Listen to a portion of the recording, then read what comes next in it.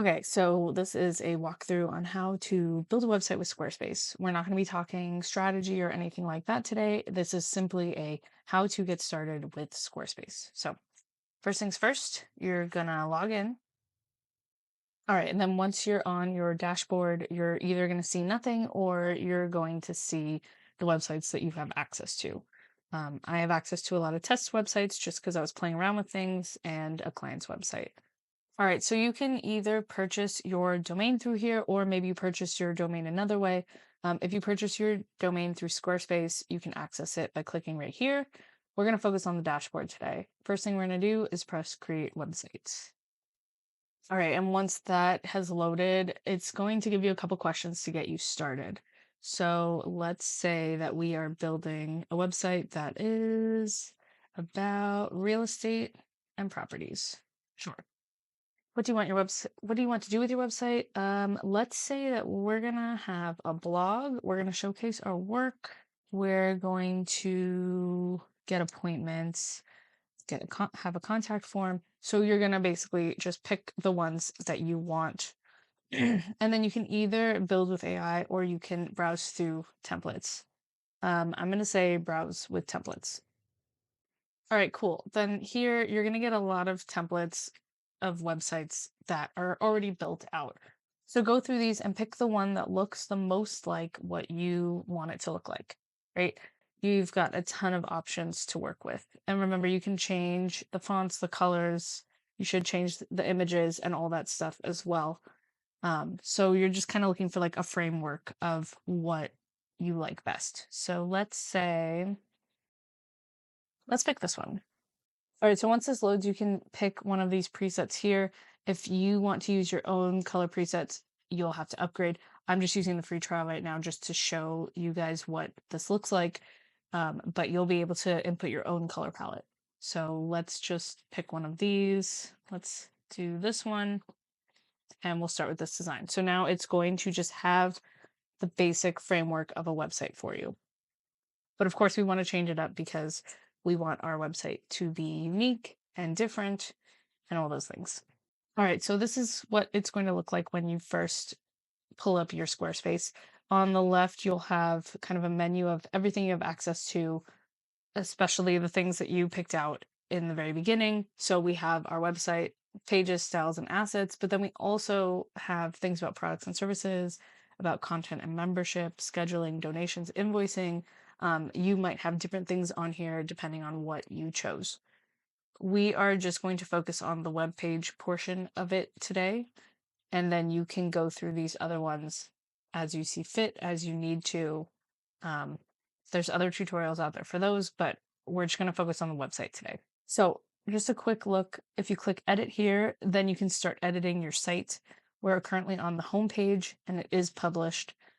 This right here is going to show you different views of your website. So we always want to view things in mobile as well as desktop because the majority of people coming to your website are probably going to be on their phones. But it's easy to build things in desktop, and that's what we're used to. So just keep both of those in mind. Site styles, we'll use this to change up fonts, colors, etc. And then if you click here, you will see a preview of what your website looks like outside of this editor. Okay. Right. So at this point, we have a website that looks a lot like other websites out there, right? So we want to edit it. So let's start with styles. So here we can edit the fonts, the colors, the buttons, and the text. Let's look at the fonts first. This is your heading paragraph. This is showing you what it'll look like. You can edit your heading here. Either click here and it'll show you all the options you have. So pick whichever one you want. Let's just pick this one just for funsies. All right, so we pick that. There's also, you can just pick serif, just pick sans serif, or you can pick a mix of both. Okay, so that was your heading and your paragraph font. But if you want to change them specifically, you can do so here. So, you can go through here and let's say you wanted that paragraph font, but you actually don't want that heading. You can pick another one here. And you can edit the weight, so that's how thick the letters are. This one only has one, but 100 is like the thinnest letters you can have, and 900, it goes all the way up to 900, and that's like the thickest letters you can have. Style, sometimes it'll say italicized or something like that. Line height is just the amount of space between different lines of text. Letter spacing, the amount of space between letters. And then text transform, you can have uppercase, lowercase, every word capitalized, pick and choose.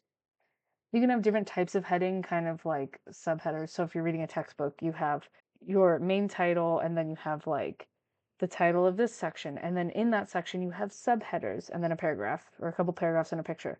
Subheader, a couple paragraphs and a picture. Oh, it's a new section. Okay, here's that section title, blah, blah, blah, blah, blah.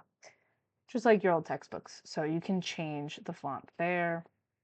REM is related to the root font size.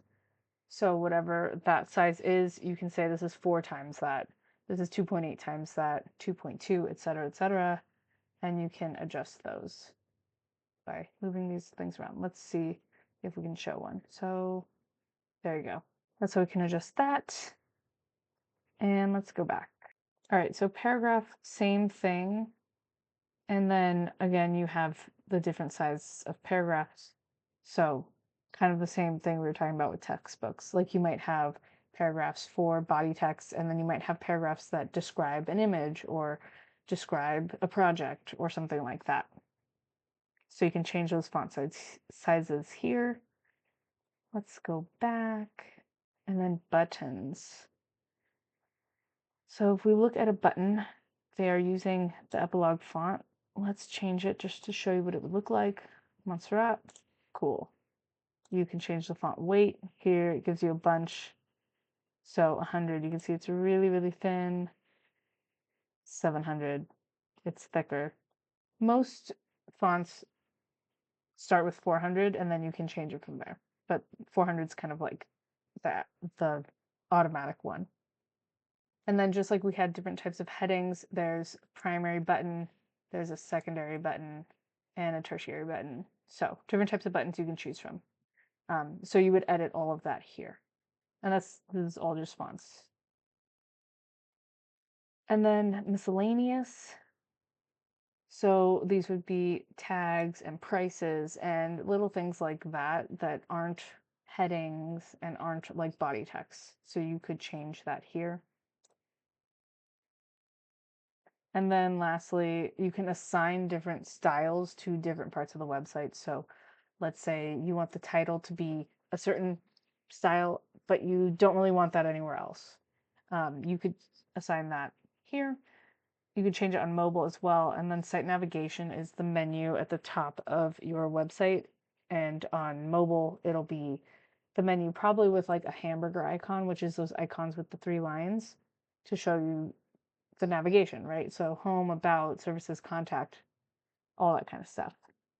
And then header button, you always want to have a button in your header getting people to take action on your website, whatever that action is that you want them to take when they come to your website. So book a call, book a service, email us, log in, something like that. So you can change how that looks here. And then let's see, we have an announcement bar. So if you decide that you want a little bar at the top of your website that has announcements, a lot of people use these to show off sales or to show off new offers or discounts or anything like that. You can edit that here. And there's a whole bunch of things to edit. So we have menu blocks, newsletter blocks, quote blocks, form blocks. Again, everything you edit here is going to change site-wide. So it's best practice to edit stuff here in the site styles, opposed to editing them manually in each individual part of your website. So you can go through that and edit those how you want for all of them. For now, let's go back and look at colors. So this is the palette we chose. I kind of edited it a little bit, but let's say we want to change this color. We can click, actually, instead of clicking this pencil guy here, what I'm going to do is I'm going to edit the palette directly because I want this color to change things site-wide. I don't want to have to change it multiple times over and over, which is what I would have had to do if I just changed it where I was just looking at. So let's say I actually don't want this green here. Or sorry, this blue here. Let's say I want it to be more green. We'll just make it super light green, like almost a white. Okay, so now that color is going to be used throughout my website. And I'm actually going to copy this just so I have it. And as you can see, the background didn't change because I edited this manually earlier. I'm actually going to change it and then I won't have to touch it again. Cool, done. So that's how you can edit things manually, or you can use your color palette. I would say edit your color palette, and then from there, you can change how the sections look, like which color combinations you're using. But you do want to keep in mind accessibility. So make sure that you use a color contrast checker for your whole color palette to see which colors you can use in combination together. It's really important to make sure that your website is accessible to everyone. So it's really important to make sure you do this. All right, cool. And then we have these preset color options, but let's say I wanted to edit this one. I could just click the pencil here. I can click here and it gives me my colors to choose from. And this would, let's see, edit site-wide palette. So that's going to edit the whole palette. Yeah, that makes sense. Let me go back to that one. And there's so much you can edit here. So every section that you add to your website. So a section is kind of like a block of content on your website, and you could have multiple sections per page. Actually, you will have multiple sections per page. You can pick and choose which color, let's see, what was it called? Which color theme you want to use for that. So depending on the things that are in this section, like, of course, it's going to have a background, but it might have a heading. It might have some paragraphs. It might have links. It might have buttons. You can change all that here. And then every time you use that color palette for the section, it'll reflect all those colors for that section. Hopefully that makes sense. All right, so there's a ton of stuff you can choose from. Once you're happy with your different options, we can go back and then buttons. So 3 types of buttons. You can look at the button packs to kind of see what options you have here. All right, cool. And lastly is forms. So you've got some ones you can choose from or you can customize just like everything else. We're just going to pick one and that's that. And then miscellaneous. So you have animations. This is when you scroll through your website, sometimes things appear with an animation. Now I would use these sparingly because they can be really distracting. So pick one and then I would either stick with slow or medium speed. And if you decide you don't want it, having no animation is totally fine, but having too many can be jarring. So keep that in mind. We'll go back, spacing. So page width max, this means that the content on the page, except for sections that are like a carousel like this, that kind of overflow because of design and style, everything else will be no more than 1201 pixels wide. If you want to see kind of what that looks like, let me make it smaller. All right, so now nothing on my website is going to be wider than 865 pixels, no matter what the screen size is, except for something like this.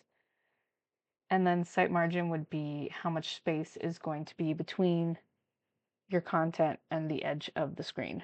So I'll show you an example of that. If we make this almost 1400 pixels wide, even though this block that you're looking at right here is not 1400 pixels wide, there's still some gap because we said that there was going to be margin. If we have no margin, it still gives you a little, probably because these sections have a little margin, but here you go. This one is almost at the edge. We don't really want that. We want to have a little bit of margin. Think about if you had like a Word doc and there was no space between the text and the side of the paper or the edge of the screen, right? That would just be a little jarring to have everything all the way to the edge. So you can adjust that here. It'll reflect on your entire website. And then we can go back and then image blocks. So there's a lot of different types of image blocks here, and all of these are in different sections that you can choose from. There's a lot to choose from. If you are unfamiliar with these, what I would do is as you're building things, you'll see these image blocks appear. And once you have them on the screen, then you can come back to this site styles, miscellaneous, and you can edit them here. And that way it'll reflect off of everything. You're not just editing the specific blocks for this section, and then you have to edit it again for the next section. Just do it all here. All right, let's go back. All right, cool. So that's site styles. When we are done, we'll press save so we can save those changes. And we can close this out. Woohoo! Okay, so now we have all of our fonts that we've picked out in our brand template set up. We have all of our colors set up. We have everything good to go. Now we can just start building. All right, I'm gonna move my face. All right, cool. I'm out of the way now. All right. If you press exit, it'll go back to where we were before, and we'll save again just in case. So now we're back to where we started, right? But we have all our styles input. All right, so if you wanted to edit things, we'll click edit. Edit your site header. This is going to be at the top of every page. If you click here, you can edit your site title. So we can say, cool, Rebecca's Real Estate. Why not? If you add a logo, it'll put your logo up here and it'll actually take away your site title. So pick and choose, do you want a logo or do you want the site title? Just keep in mind that what we're looking at right now is prime real estate. This is what 100% of people who visit your website are going to see. So you want to make sure that you aren't taking all of it up with your logo. So if you do put a logo up there, you want to make it small. And if it's so small that people can't read it, then you probably want to stick with just having a site title. If you want to make this bigger, you can just click and drag, which is pretty nice. And you can also take a peek at how it looks on mobile too. And you can edit design here, view menu here. Let's actually edit that in the desktop version. So edit design, you can pick how you want your menu to look. So we have our logo, our links, and our call to action button, whatever that call to action may be. The spacing between the links, element spacing, and then the VW here, we saw it before, but it basically, it's almost like a percentage of the screen size. So VW is view width, VH is view height. So the width of the screen you're viewing things in and the height of the screen you're viewing things in. So link spacing 2.4 view width means like 2.4, I guess, kind of percentage of the width of the screen that you're looking at. That's how much space is going to be between the links. And view width is just used when you are looking at things responsively. So you're looking at things for changing for different screen sizes, right? So no matter how wide it is, we want it to be 2.4% of that pretty much width between the links. It's almost like percentage, but not quite. So you can just think of it that way. You can give it effects, a border, height, etc. There's a bunch that you can do. All right, and then if you add elements, you can add your button, you can add your social links, a cart, if they have a login, an account, and then if you want to have multiple languages, like your website in multiple languages, you can do that here too. All right, cool. And then if we just click out of that, it will take us to the rest of the page. Now this block that is highlighted with a blue border is a section. And then within the section, we have like an image component, a text box, another text box. And then here's a new section, right? And this section is just this project's text. Then we have another section here. This is a carousel. Okay, so let me show you how to add sections in the first place. So let's say we wanted to add a section above this projects. I would just kind of hover over the top and click add section. If I hover down here and click add section, it will add it below this text. Once you click that, you have a ton of things to choose from.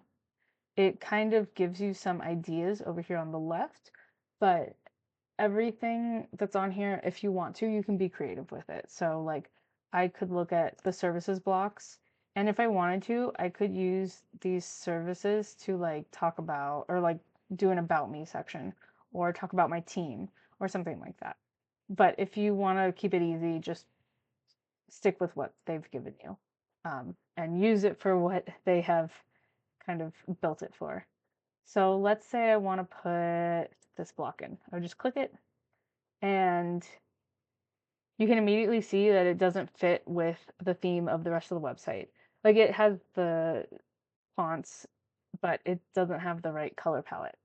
Remember we talked about how you can switch it up. You can switch up the color palettes. So to do that, I would just click edit section and then colors, and then you can pick one of those presets that you already built. It's already here.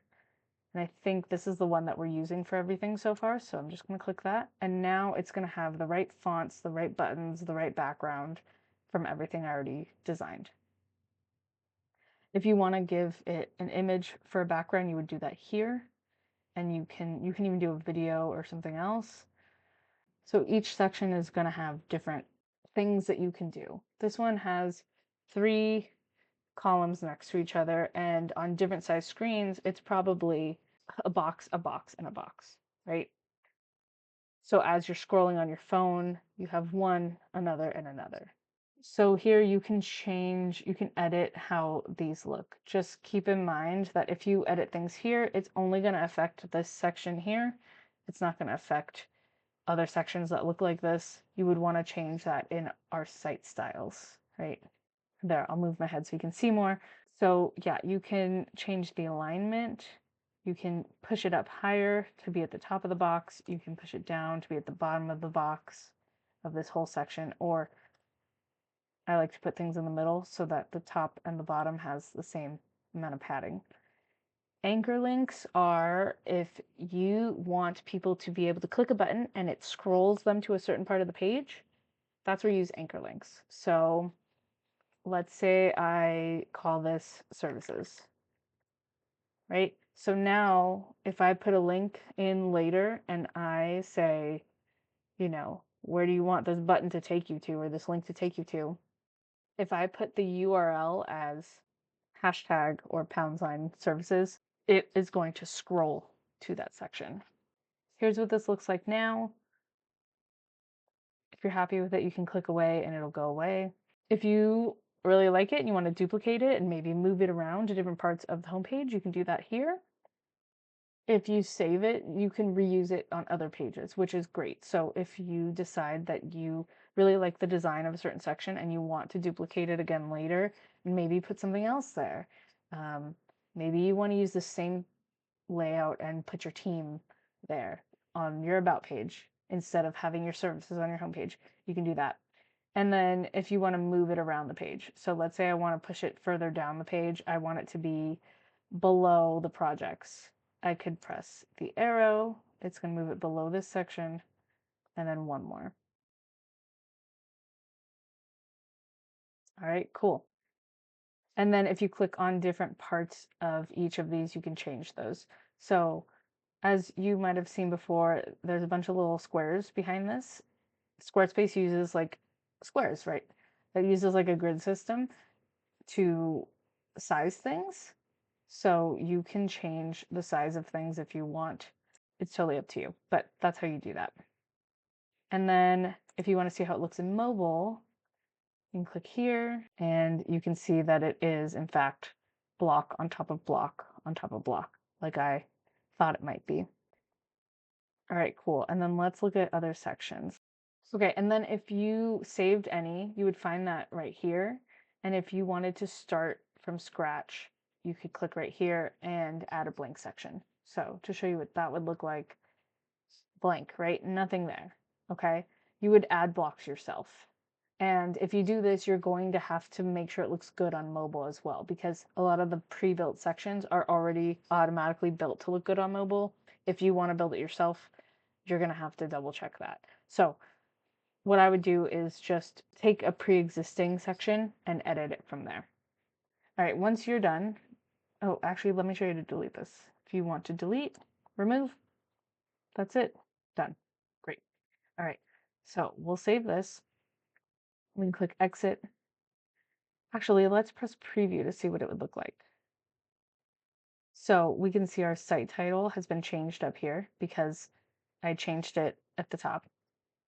And we can see that this is what our website looks like now. We have our new section here, and we can see that there is a little bit of an animation that happens when we move around the site.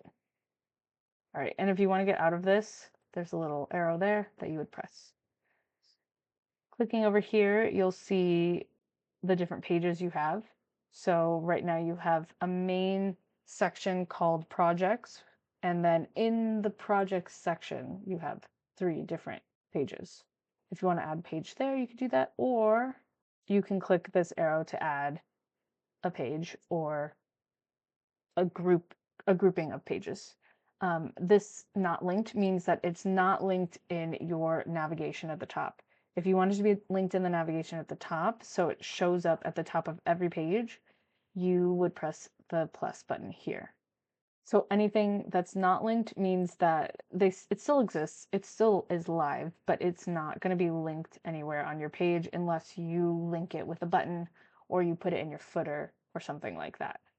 This is good for like sales pages or one-off pages you want to send to your clients, or not your clients, but leads, if you want them to sign up for a freebie or get on your newsletter or anything like that.